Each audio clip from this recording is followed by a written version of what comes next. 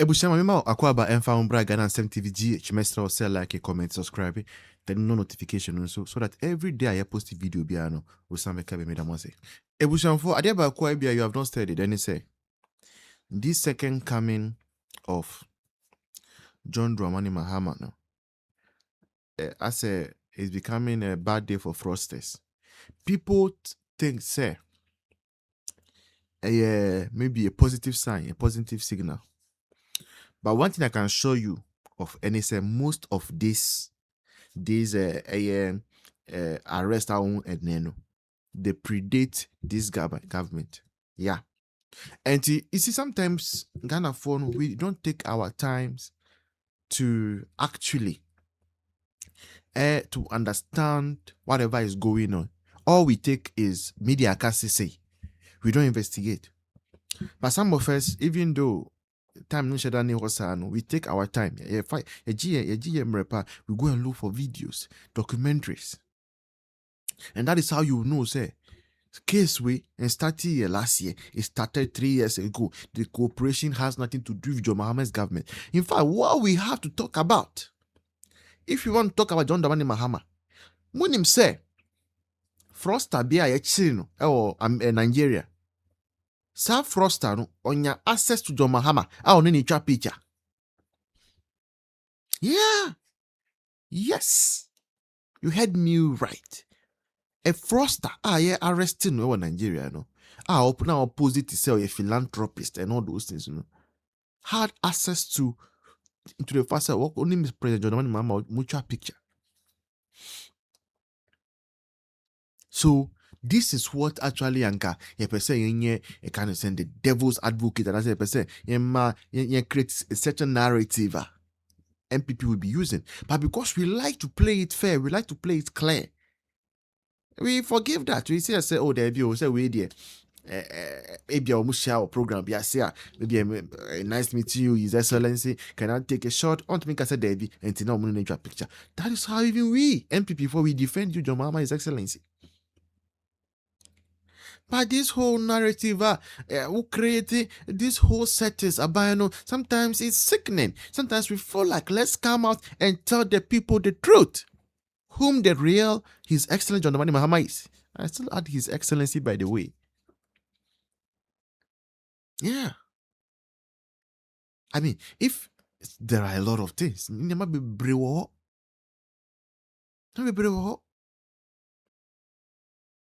Allegedly, I remember hearing even a voice tape. Recently, you saw saying any Russia for all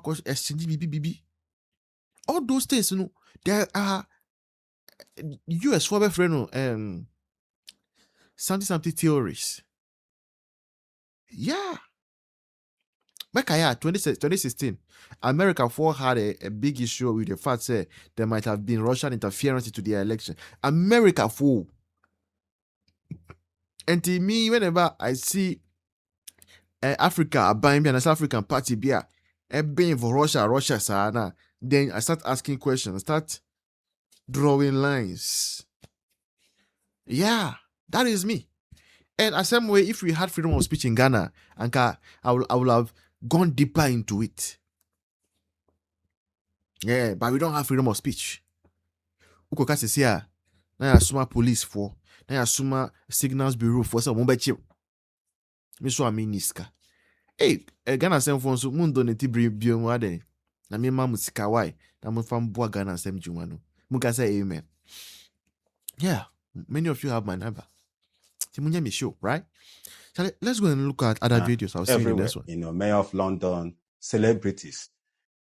How did they get into this? Until recently, Dr. Abdulrahman also ran the Jose Foundation, which actively campaigns to end gender-based violence.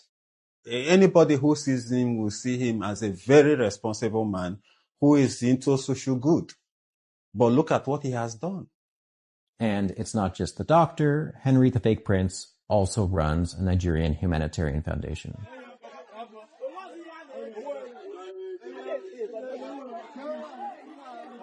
So how do we make sense of this? On one hand, they left a woman in complete financial ruin. She mortgaged her house She used her company and everything just to raise money to meet their demands. But they kept making her till the very end. On the other hand, they are presenting themselves as major philanthropists. Some of Laura's money even went directly to Henry's Nigerian charity, according to the British police. It's like there are two parallel realities here. We'll probably never know what motivated the doctor and the fake prince to do what they did. But one thing is clear. Even though Laura's case is an extreme example, she's not alone. The Dubai Prince scam is just part of a larger explosion in online fraud that has destroyed millions of lives. Organized crime has done the math. They see that this industry can be just as lucrative as drug trafficking and easier and safer. And so far, it's been really difficult for law enforcement to come together, cooperate across borders, and stop them.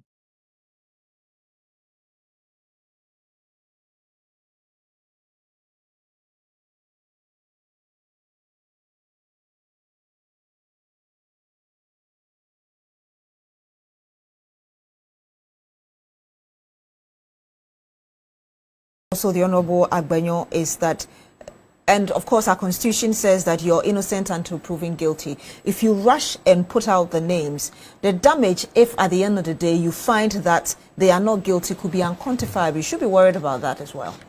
Of course, you should be worried. But the same government, you see why I keep saying that this government, they say A and do B. If you are really in this country, you will know what the AG did. Last year, when he started mentioning people's name, where there have not been judgment passed, the issue of Edu Buahini and Anan, who is currently in court. These were people who were put in the media.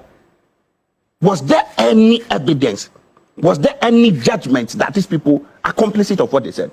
So when you sit here and you are mentioning issues or you are saying things that contradict your own minister, and I try to put it out, and you want to poo-poo it and talk silently to me, I will not take it lightly with you. But you heard the Attorney General, Dr. Dominic Ayine, explaining to Ghanaians why he chose that route, because those were matters of public interest. And Ghanaians so you think that the issue of this is not an issue of public interest? Is that what you're telling me? I'm talking specifically about what the Attorney General told us regarding why he held press conferences. If one case has to do with public interest, then what of the issue of the past? It's not an issue of public interest? Ghanaians should not be concerned about it? Is that what you're saying? You don't think that the circumstances and the situations are different and you don't compare apples with oranges like others would say? What is the circumstance here and what are the issues different about this? I think you know the details the bone of contention here we are talking about has to do with issue of transparency, and that is the tangent the AG has been on. So we are talking about transparency. What stops the government from telling us that ABCD are complicit? You want to sit here and tell us that we need to give ourselves some time. Even when we gave you more than 1 year on the issue of the container that contains the so-called fake dollars and the gold bar. As of today, have you been given any names? This is a government we cannot trust, and you want to sit here and tell me that we should allow them for how many more? You think that an issue involving international drug trafficking as compared to an internal issue that has to do with the states and the monies involved, you think that they should be treated the same? There is an account adage that says that I'm asking you a question. You think these I am saying that there is an account adage that says that if you cannot deal with your internal issues, even internally, you cannot disclose the names of those involved. You are still concealing the names of those involved in the international one. And we are asking you, mention the names. Don't hide behind the so-called government officials. Because there is a history when it comes to issue of government officials as far as the NDC is concerned. So for me, it is neither here nor there. I don't think that I have heard by saying anything that the honorable member has contradicted himself.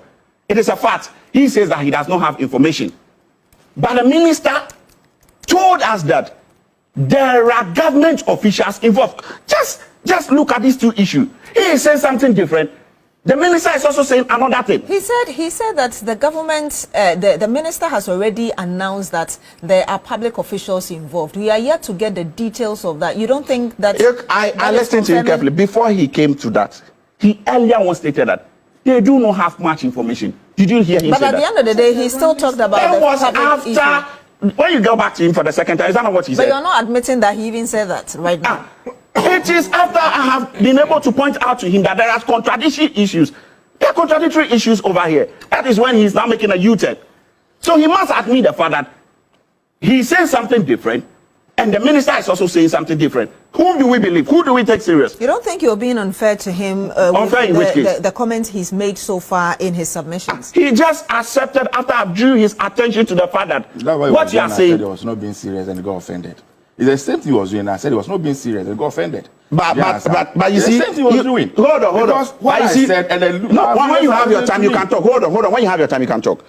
You see, this is what you said, and I tried to draw your attention that you should withdraw that way. Because I believe that if you, Honorable Fred Agben, if you are serious, when the minister came to Parliament to come and say that, you would have sought for further information. You will not sit here and tell us that you do not have much information. And when I talk that your constituent will come demanding for information, you sit here and tell me that I'm not serious. But are you serious? Are you serious as an MP? Are you being fair? Your mandate is to get information and produce to your constituents. Can we just stop the personal attacks? Please, let's take to the fact. But when he was attacking me that I wasn't serious, did you draw his attention to that? Let's take respectfully. Let's take to the fact and not personal attacks on individuals. Please, having made that point, I want to get your thoughts, because at the end of the day, what Ghanaians are interested in is that